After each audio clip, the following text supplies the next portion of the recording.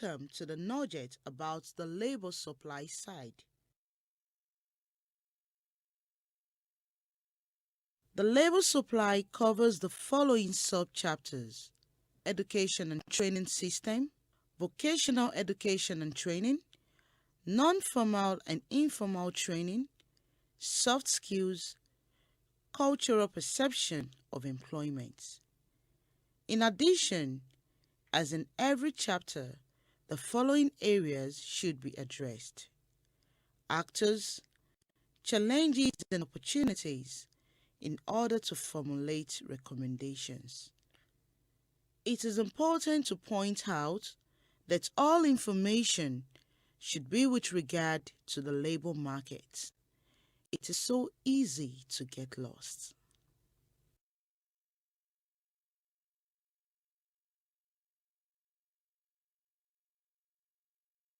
Just a little note on the classification systems. We have the International Standard Industrial Classification of all economic activities, or ISIC sectors, as discussed in the nugget on labor demand. In addition, we have the ISCED occupations, International Standard Classification of Occupations, also mentioned in the previous nugget on labor demand. Now, we would like to introduce the International Standard Classification of Education. ISCED is a reference international classification for organizing education programs and related qualifications by levels and fields. The classification systems facilitate the comparison of country systems and are often used as a guideline within a country.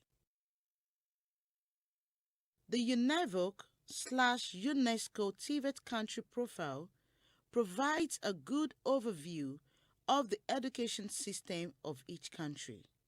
Dynamic education system diagram illustrates education systems at a glance, with a focus on TVET. The profile also provides some statistical data across countries. All education levels are grouped according to the International Standard Classification of Education, or ISCED.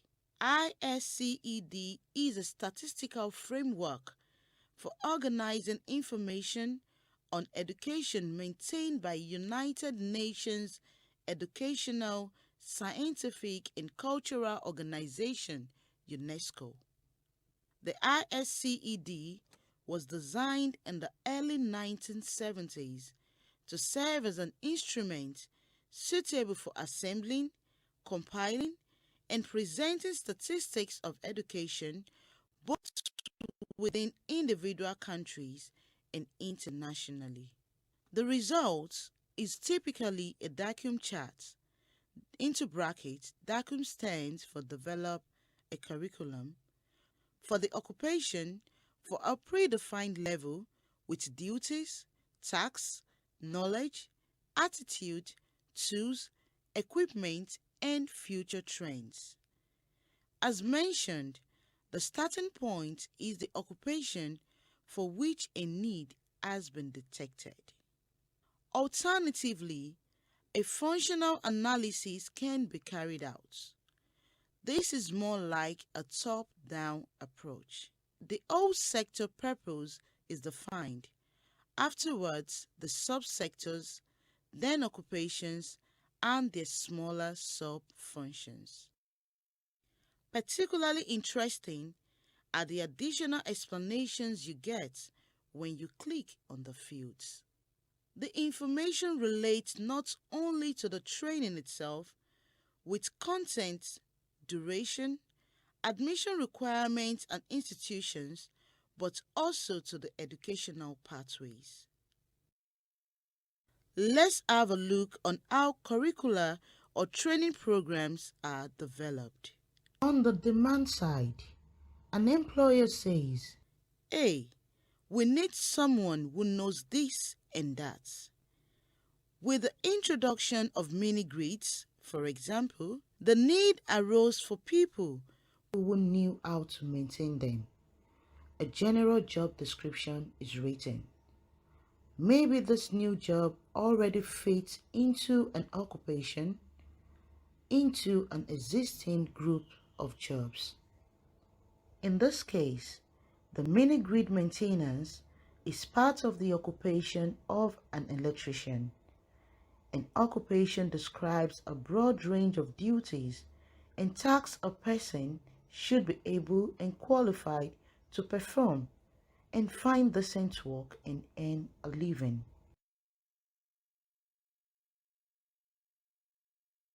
So we have the market demand with a job description and the occupation that combines a group of jobs. After that, occupational standards can be developed, which define the industry requirements of workers in terms of what they are supposed to do in a particular occupation. Usually, the development of occupational standards is a standardized process of a 3 to 4 day workshop with the private sector, during which occupational prospects and the development of the sectors are discussed. The result is typically a DACUM chart. Into brackets, DACUM stands for Develop a Curriculum for the occupation for a predefined level with duties, tasks, knowledge, attitude, tools, equipment, and future trends. As mentioned, the starting point is the occupation for which a need has been detected. Alternatively, a functional analysis can be carried out. This is more like a top-down approach. The whole sector purpose is defined. Afterwards, the subsectors, then occupations, and their smaller sub-functions. Occupational standards usually describe only what a worker needs to be able to perform. The how is specified in competency standards, which is the next development step. Competency standards define the performance expectations of learners in terms of industry. Competency standards define the performance expectations of learners in terms of industry-determined competencies for assessment and certification. Competency standards are typically made up of units of competency, which are themselves made up of elements of competency together with performance criteria, a range of variables, and an assessment guide. Competencies as such can be best understood as the possession and application of knowledge, skill, and any other ability, or KSA, within a self-contained, distinct course of action, such as planning, execution, and evaluation, and in a given work context range. A defined set of competencies is also called a qualification. A qualification establishes a specified and identifiable point of achievement relevant to identified career progression. A qualification establishes a specified and identifiable point of achievement relevant to identified career progression, industry, or national and regional market needs, expressed in accordance with the requirements of an applicable qualifications framework. Competency standards can usually be developed during a 2-week workshop with private sector participation. Only then the curriculum is developed. A curriculum describes the training that is required to enable learners to attain the competencies described in the relevant competency standard. A curriculum further specifies the content of the training, the sequence, hours, materials, equipment, and the method and strategies of learning. The curriculum purely refers to the training delivery perspective, but it should be validated by the private sector afterwards as well. Usually, a curriculum development workshop takes around 2 weeks. Sometimes, curricula are standardized for the whole country. Alternatively, the development of the curriculum is left to a region, a province, or even to the training providers, and only competency standards are defined. For the curriculum, different approaches are possible: the traditional approach and the competency-based approach. Let's have a deeper look on these two approaches.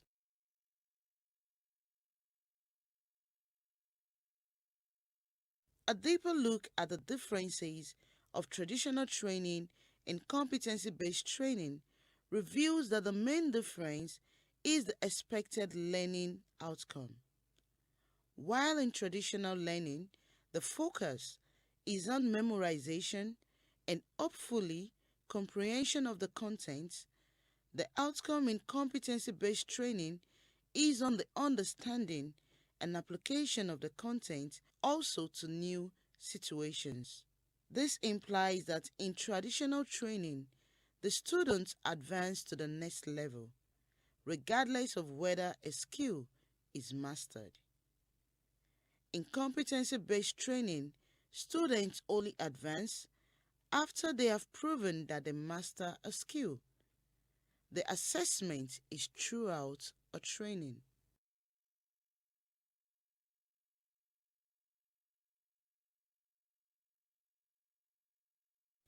To compare the educational achievements or the outcomes of an educational system, national qualification frameworks or NQFS are established.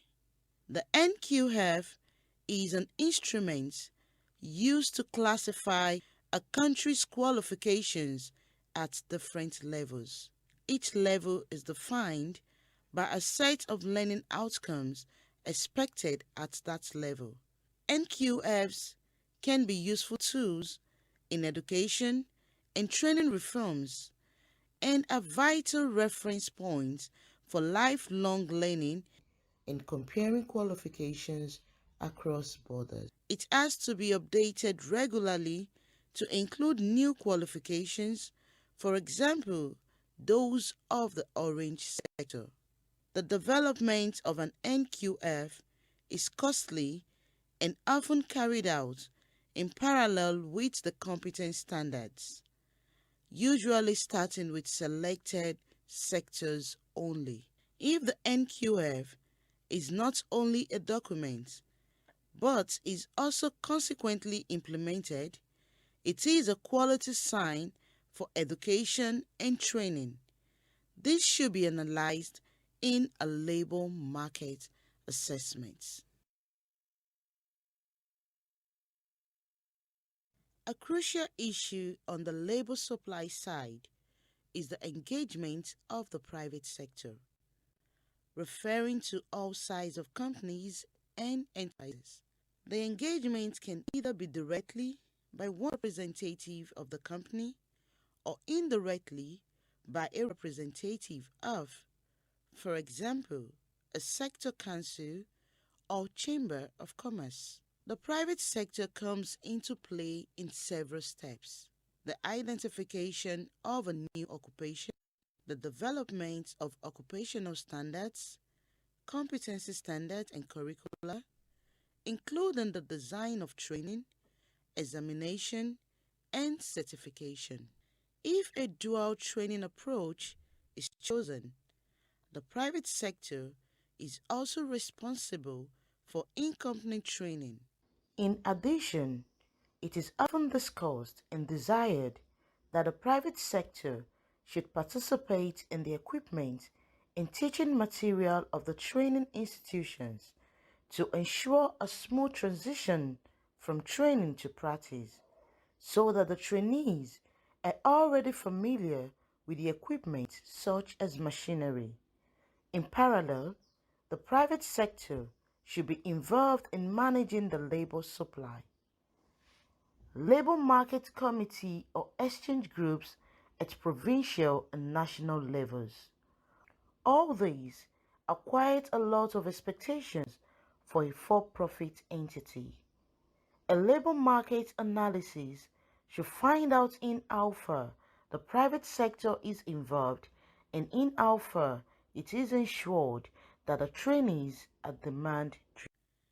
In addition to formal training in institutes such as schools or training centers with an officially recognized certificate after completion, there is non-formal and informal training. What is the difference? Non-formal learning includes various structured learning situations which do not either have the level of curriculum, accreditation, and certification associated with formal learning, but have more structure than that associated with informal learning. Informal training typically takes place naturally and spontaneously as part of other activities. An example of non-formal learning is work and learning by doing in the informal sector. An example of informal learning is a child learning from peers how to play football or learning from the parents how to prepare meals. A labor market assessment should find out in how far formal, non-formal, and informal training is valued by the recognition of prior learning, and if there are existing processes, formal or informal, that evaluate skills acquired outside the classroom. The basic orientation is that learning is a marathon, not a sprint. Learning takes place in all kinds of circumstances, not only in formalized institutes, and it is a lifelong process.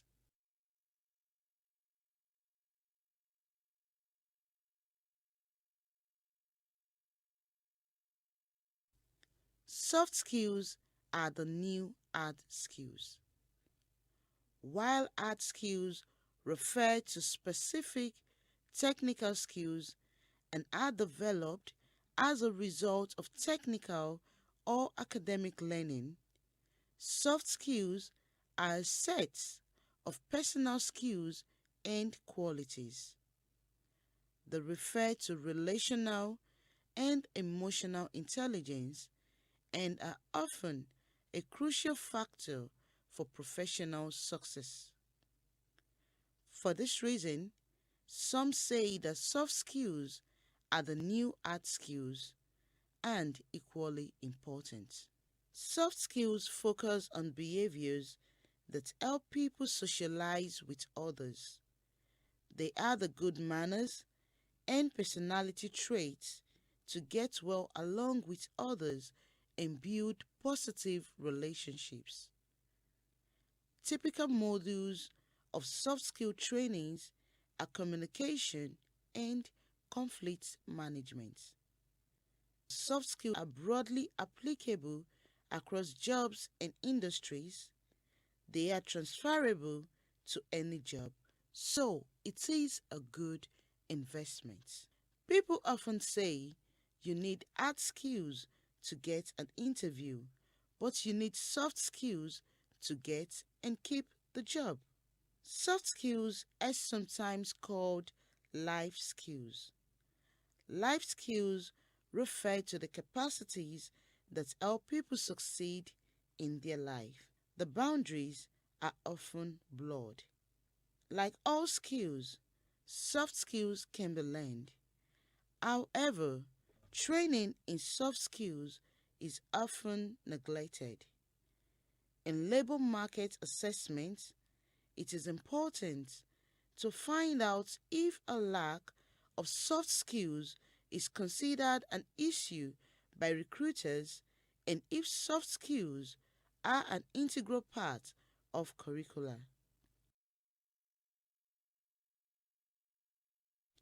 Let's listen to what Dr. Imane El Ouizgani, professor at Zohr University in Agadir, Morocco, and expert in gender and economic and social inclusion, says about the importance of soft skills.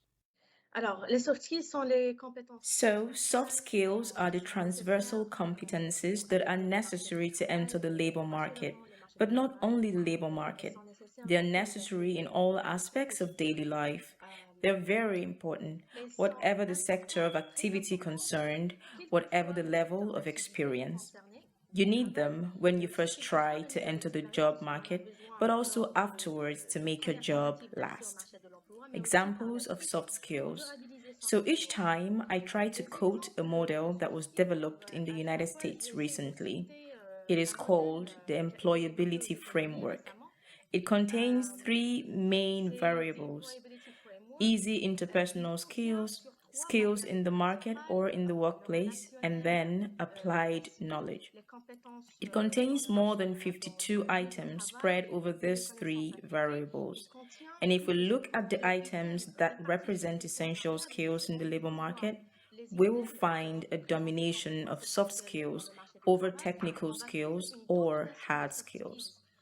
Having said that, as an example, some of the skills it mentions are listening skills, organizational skills, responsibility, taking initiative, the ability to work in a team. There is also conflict management, among many others. So, there is a multitude of transversal competences or soft skills. Il y a une multitude de compétences transversales ou soft skills. In the previous nugget on labor demand, we learned that the orange sector includes a variety of economic activities and occupations. We also learned that people often work in the informal sector and that there is hidden unemployment and underemployment in the orange sector, as people often have another job to earn a living. What does that mean for labor supply?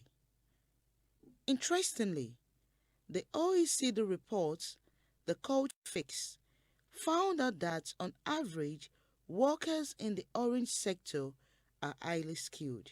People working in the orange sector have a wide range of career paths that include formal, non-formal, and informal education.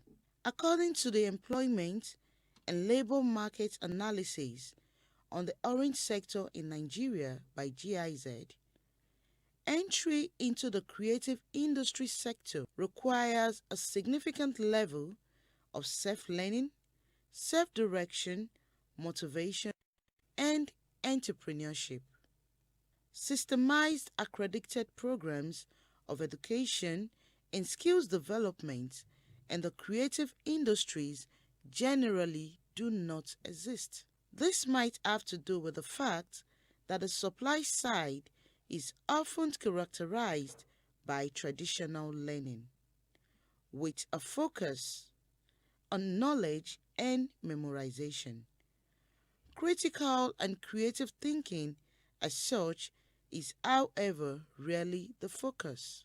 Although the career paths are very different, it is valid for all of them that digital skills are increasingly needed, and that there is a lack of a focus on digital skills development in the formal education curriculum.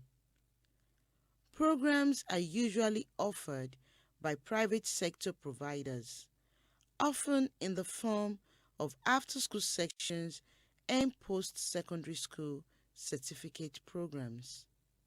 As part of labor market assessment, learning pathways in this sector have to be analyzed in more detail. This can be time-consuming. Written information is often not available. Focus group discussions and bilateral interviews are all the more necessary, but resource persons are sometimes hard to come by. The resource needed for the study in the orange sector should not be underestimated.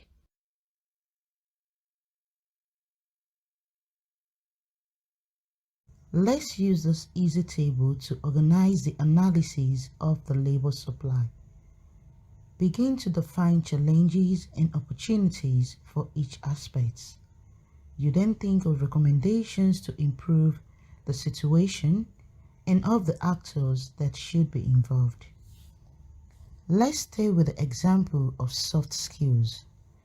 If the challenge is that soft skills are not integrated into the curriculum of TVET centers, although the need is formulated by the industry, the opportunity could be that soft skills content is available, but most likely needs to be adapted to the local context.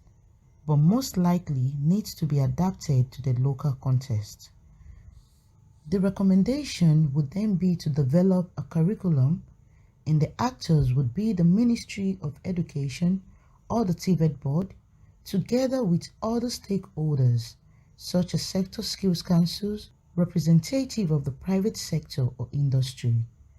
This schematic approach helps to focus on the main results. At the end, you have a list of recommendations that you can discuss with the stakeholders.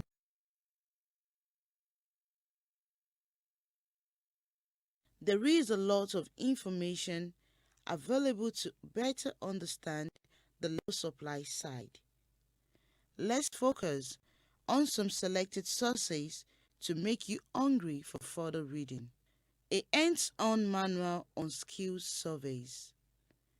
The UNESCO UNEVO country profile website earlier mentioned, an educational video on the development of a curriculum, and some food for thought, a presentation by Sir Ken Robertson on changing education paradigms.